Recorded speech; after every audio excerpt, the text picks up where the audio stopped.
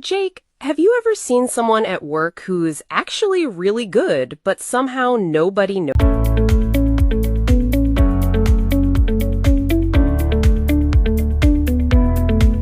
Jake, have you ever seen someone at work who's actually really good, but somehow nobody notices them? Oof, yes. The quiet hero in the corner.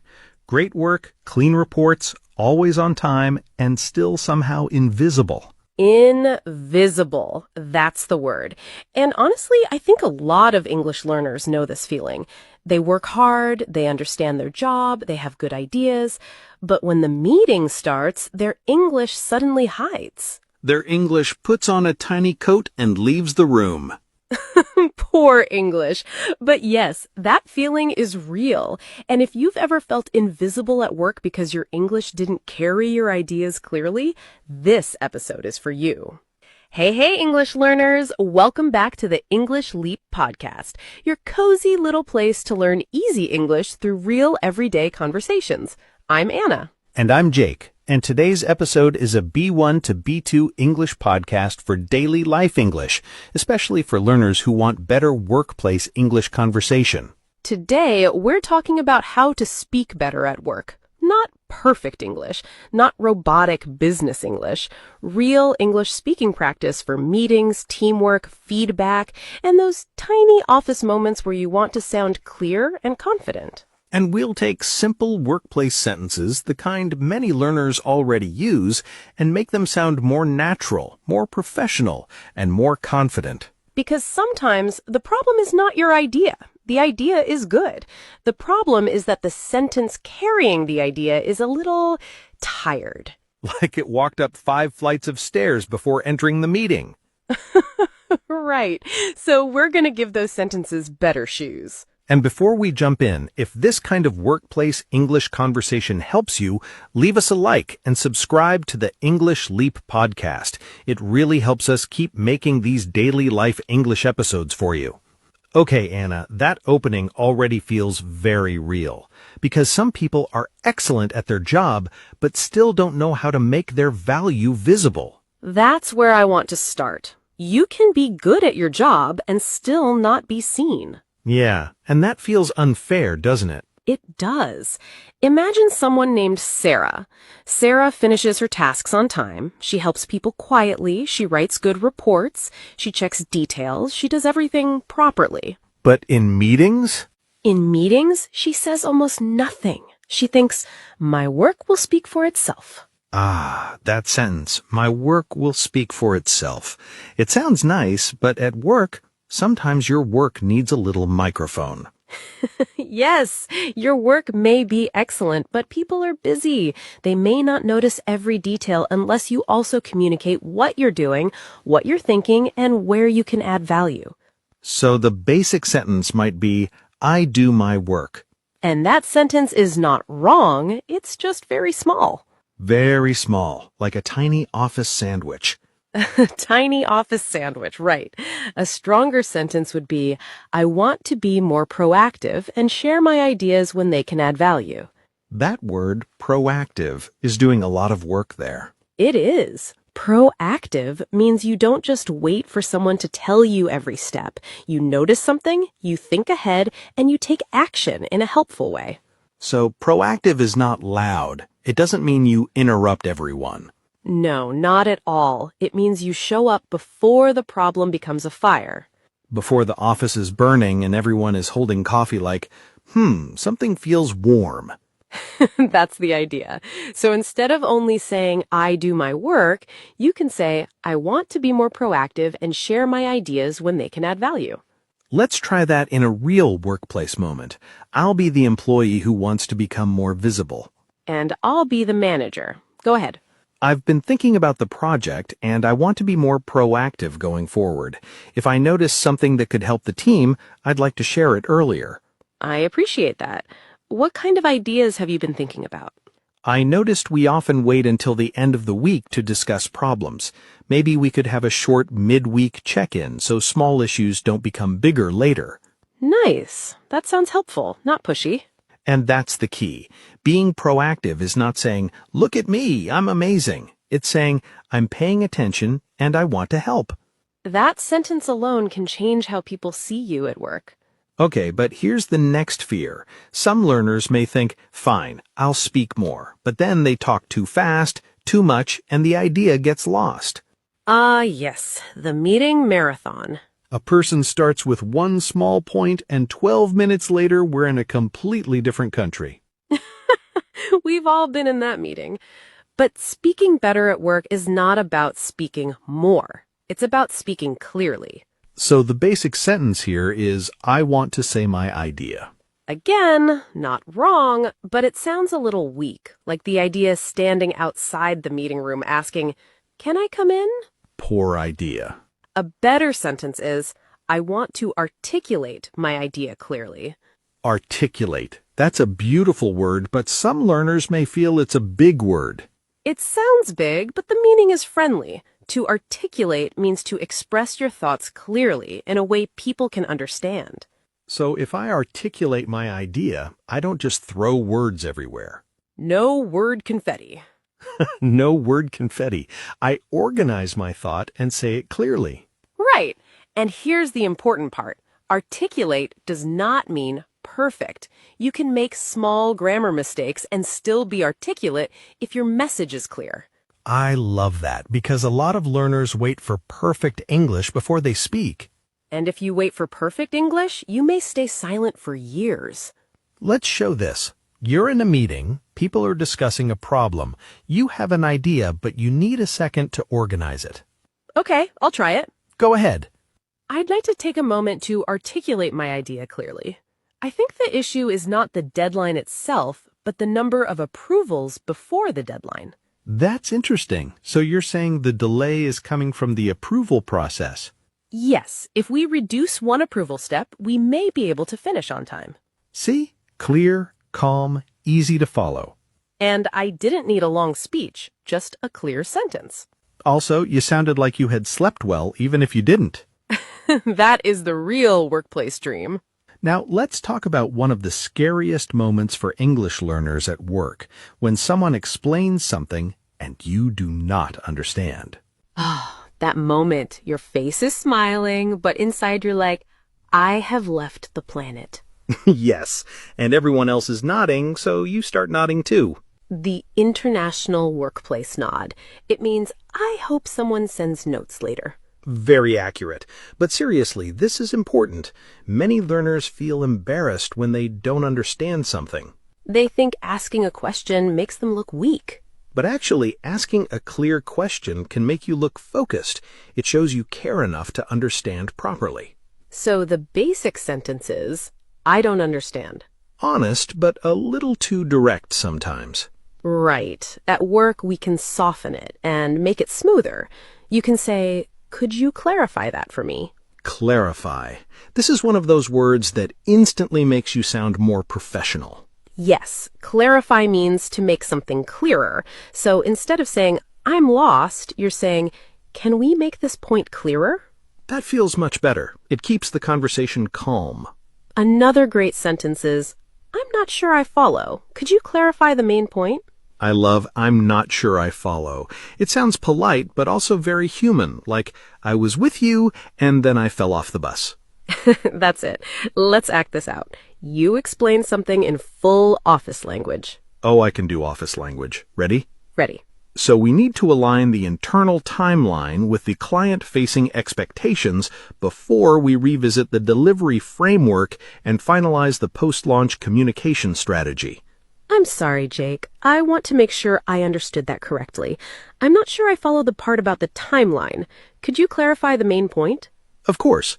Basically, we need to finish the internal plan first, then decide how we'll update the client after launch. Ah, that makes sense. Thank you for clarifying. Beautiful. Nobody panicked, nobody disappeared under the table. And honestly, other people in the meeting may be grateful because they didn't understand either. That happens a lot. One brave question saves the whole room. I love that. One brave question saves the whole room.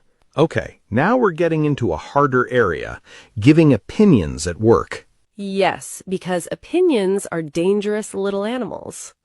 Dangerous little animals? Yes, if you hold them too tightly, they bite. If you throw them across the room, they scare people. That is strangely accurate. Many learners either say nothing because they don't want to sound rude, or they say something too direct, like, I think this is not good. And that sentence is understandable, but it can feel harsh. Especially if someone worked hard on the idea. So what's the better version? From my perspective, this approach may need some adjustment. That sounds so much softer and stronger at the same time. Yes, because from my perspective means this is how I see it. You're not attacking the other person. You're sharing your view. Perspective means your way of seeing or understanding something. Right, and this approach may need some adjustment is much better than this is not good. Because this is not good lands on the table like a brick.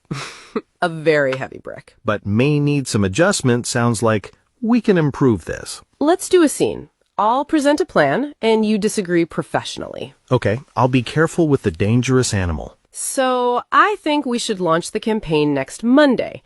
It gives us enough time, and we can fix any small issues later. I see why that could work. From my perspective, though, the timeline may need some adjustment. If we launch next Monday, the design team may not have enough time to review everything properly. That's a fair point. What would you suggest? Maybe we could move the launch to Wednesday and use Monday and Tuesday for final checks. See? That sounded confident, but not rude. And I didn't say bad idea, Anna. Thank you for not destroying my campaign in public. I try to be a decent colleague. This is why perspective is such a useful word. It gives you space to speak honestly without sounding like you're attacking someone. Now, let's stay with that idea, because many learners also struggle with confidence. They don't want to be rude, so they become too soft.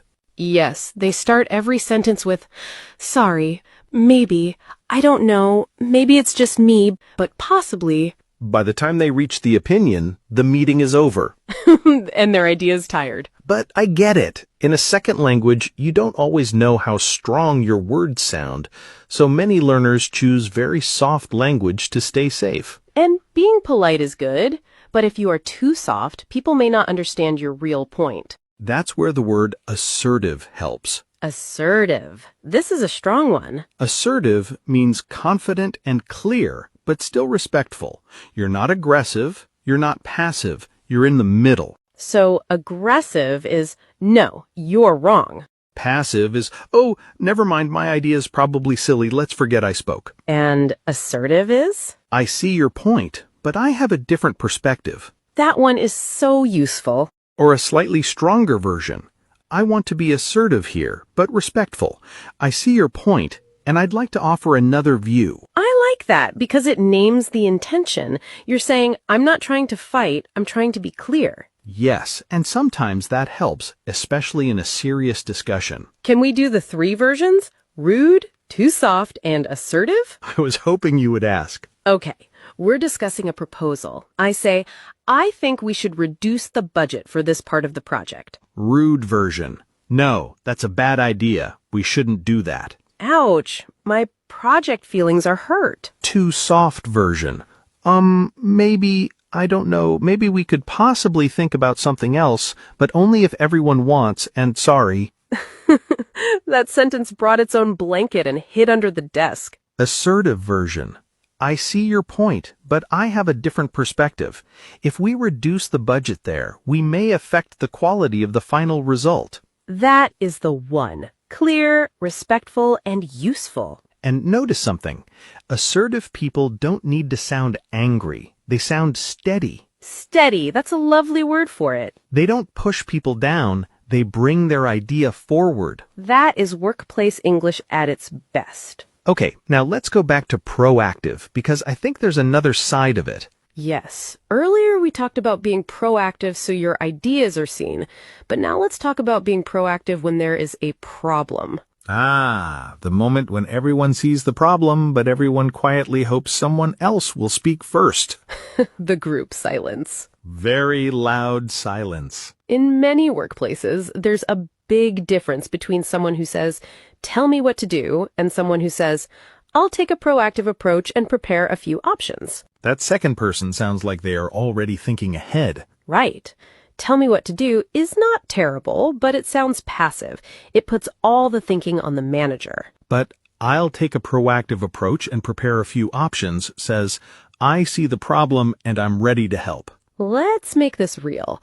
Imagine the team has a deadline on Friday, but by Wednesday, it's clear they might not finish. Ah, the Wednesday panic. A classic.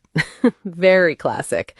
The passive version is, tell me what to do. The better version is, I'll take a proactive approach and prepare a few options. Let's act it out. I'll be the team member, you be the manager. Okay. I notice the deadline may be at risk because we're still waiting for the final data. I'll take a proactive approach and prepare a few options. One option is to send a shorter version on Friday. Another is to move the full report to Monday. Would you like me to walk you through both? Yes, please. That would be very helpful. That sounds like someone who is not just reporting a problem, they're helping solve it. And that is powerful at work. You don't need to have the final answer every time, but if you can bring options, people trust you more. I like that. Bring options, not just panic. Although sometimes we bring both. True. Options in one hand, panic in the other. Very human. But the sentence still helps. I'll take a proactive approach and prepare a few options. That's a sentence learners can use in meetings, emails, even performance reviews. Yes, it shows maturity. Okay, last workplace situation, and this one is delicate. Giving feedback? Giving feedback. The tiny office earthquake. It really can feel like that, because feedback can help people improve, but if you say it badly, it can make people defensive. And many learners know what they want to say, but they worry it will sound too harsh. The basic sentence is, this is wrong. Very clear, very short, very dangerous. It has no cushion. A better sentence is, can I offer some constructive feedback? Constructive. That word is important. Constructive means helpful and focused on improvement. You are not just criticizing. You are trying to build something better. I like the connection there. Constructive. Construct. Build. Yes. Constructive feedback is feedback that builds, not feedback that breaks. That's a nice way to remember it. And you can also say, I have a constructive suggestion that might help improve this. That sounds gentle. You're not saying you made a mistake. You're saying, here's something that could help. Right. Let's do one last scene. I'll give feedback on your work. Be kind. I worked very hard on my imaginary report. I will be kind. Okay, go ahead. First, I really like the structure of this report. The information is clear. Can I offer some constructive feedback on the opening section? Of course. Go ahead. I think the main point could appear a little earlier. If we put the key result in the first paragraph, the reader will understand the message faster. That makes sense. So not, this is wrong, but here is how we can make it stronger. Yes, and notice that the feedback includes a reason. It's not just criticism. It gives direction. That's what makes it constructive. And nobody had to cry in the break room. A successful office moment. So, today we looked at something really important. Speaking better at work is not about becoming a different person. It's not about suddenly becoming the loudest person in the room. It's about choosing sentences that help your real value become visible. If you work hard but stay completely silent, people may miss your ideas. If you speak but your ideas are unclear, people may not understand your value. But when you can say, I want to be more proactive, I want to articulate my idea clearly, could you clarify that for me? From my perspective, I want to be assertive but respectful. And can I offer constructive feedback? Your English starts working with you, not against you. And remember, you don't need perfect English to sound professional. You need clear English, calm English, and useful sentences you can trust. Yes, because your ideas deserve good sentences. Put that on an office mug. Honestly, I would buy it. Same. And now, let's slow down and practice some of today's strongest workplace words together so you can really remember them and use them in your own conversations. Let's start with proactive. This is a powerful word for work, but also for life. Yes, proactive means you take action early. You do not just wait for someone to tell you what to do. Say it slowly with us. Proactive. Proactive. The easiest sentence is, I want to be more proactive. That means I want to take action earlier. I want to think ahead. At work, you can say, I want to be more proactive in meetings. Or, I'll take a proactive approach and prepare a few options. Anna, can I say, I am proactive person?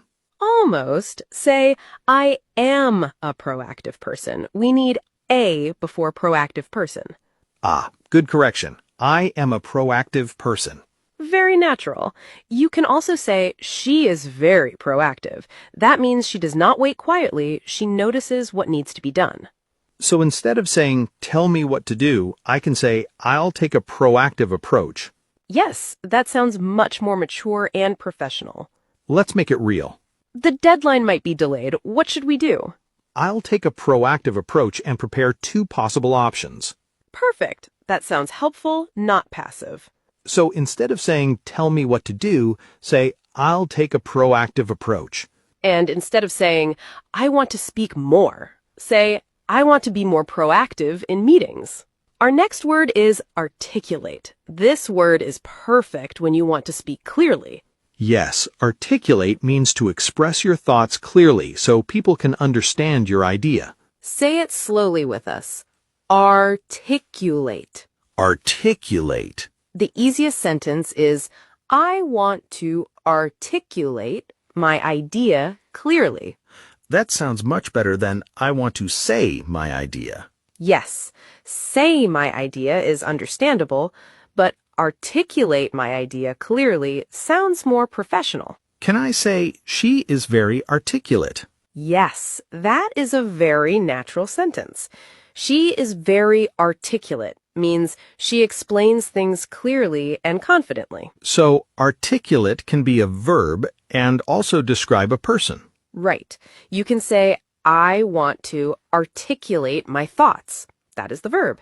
And you can say, he is articulate. That describes the person. Nice. So if someone speaks clearly in a meeting, I can say, he is very articulate. Yes, very natural. Let's make it a mini conversation. You had a good idea in the meeting, but you looked nervous. What happened? I had the idea, but I couldn't articulate it clearly. That happens. Maybe next time, write one simple sentence before the meeting. Good advice. So instead of saying, I cannot say my idea, say, I'm struggling to articulate my idea. And instead of saying, she speaks very clearly, you can say, she is very articulate. Our third word is clarify. This is one of the most useful words for meetings. Yes, clarify means to make something clearer. Clarify. Clarify. A natural sentence is, could you clarify that for me? This is much smoother than saying, I don't understand. You can also say, could you clarify the main point? Or, I'm not sure I follow. Could you clarify that? Anna, what about the noun? Is it clarification? Yes, clarification is the noun. You can say, thank you for the clarification. So after someone explains something, I can say, thanks for the clarification. Very natural. You can also say, I need a little clarification on this point. That sounds professional. It does. And remember, asking for clarification does not make you look weak. It shows you want to understand properly. Let's make it real. We need to revise the internal process before we update the external team. I'm not sure I follow. Could you clarify the main point? Sure. We need to fix our internal steps first. Then we can update the other team. Thank you for the clarification. So instead of saying, I don't understand, say, could you clarify that for me? And after someone explains, say, thank you for the clarification. Our fourth word is perspective.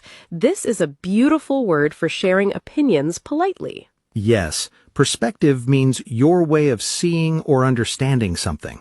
Say it slowly with us. Perspective. Perspective. The most useful phrase is, From my perspective. Like, from my perspective, this approach may need some adjustment. Yes, that sounds much better than I think this is not good. So, from my perspective makes the sentence softer. Yes, it shows that you are sharing your view, not attacking the other person. That is useful at work because sometimes you need to disagree, but you still want to keep the relationship respectful. Right. You can also say, I understand your perspective. That means I understand how you see it. Yes, and you can say, that's an interesting perspective. Nice. That sounds polite even if I don't fully agree. Let's try a mini conversation. I think we should launch the project tomorrow. I understand your perspective. From my perspective, though, we may need one more day for testing. That sounds respectful. You didn't say bad idea. No opinion bricks today. So instead of saying, I think this is not good, say, from my perspective, this approach may need some adjustment. And instead of saying, I understand your opinion, you can say, I understand your perspective. Our fifth word is assertive. This one is very important for confidence. Yes, assertive means confident and clear, but still respectful. Say it slowly with us. Assertive. Assertive. The easiest sentence is, I want to be more assertive. That does not mean I want to be rude. Right. Assertive is not aggressive. And it is not passive either. It is the middle path. The office Goldilocks sentence, not too hard, not too soft, just right. I still like that.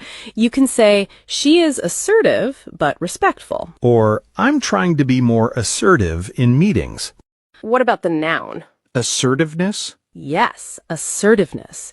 You can say, I'm working on my assertiveness. That sounds useful for interviews, too. Very useful. If someone asks about communication, you can say, I'm working on becoming more assertive and clear. Let's make it real. I think we should reduce the budget for this part. I see your point, but I have a different perspective. If we reduce the budget there, we may affect the quality. That sounded assertive, calm, but clear. So instead of saying, no, I don't agree, say, I see your point, but I have a different perspective. And instead of saying, I need to speak more strongly, say, I want to be more assertive. And our final word is constructive. This is the word you need when giving feedback. Yes, constructive means helpful and focused on improvement. Say it slowly with us. Constructive. Constructive. The most common phrase is constructive feedback. Like, can I offer some constructive feedback? That sounds much better than this is wrong. Yes, this is wrong closes the door. Can I offer some constructive feedback? Opens it carefully. Beautifully said. Constructive feedback is feedback that builds, not feedback that breaks. Not a hammer, more like a tiny, polite screwdriver. Yes, a tiny, polite screwdriver. Can we use constructive with suggestion? Yes, you can say, I have a constructive suggestion. Like, I have a constructive suggestion that might help improve this. Very natural. Let's make it a mini conversation. I can see you put a lot of effort into this report. Can I offer some constructive feedback on the opening section? Of course. Go ahead. I think the main result could appear earlier. That would help the reader understand the message faster. That makes sense. Thank you. So instead of saying, this is wrong, say, can I offer some constructive feedback? And instead of saying, I have one comment, say, I have a constructive suggestion. Beautiful. And that wraps up our word tour for today. So today's 6 workplace words are proactive, articulate, clarify, perspective, assertive, and constructive. And now we've reached the end of today's episode. Remember, speaking better at work is not about perfect English. It's about clear, calm, and useful English. Your ideas matter, and with the right sentences, people can hear them more clearly. If this episode helped you, please like, subscribe, and write one sentence in the comments using today's workplace words. Take care of your English. And take care of your confidence. This is Anna. And this is Jake. And you have been listening to the English Leap Podcast.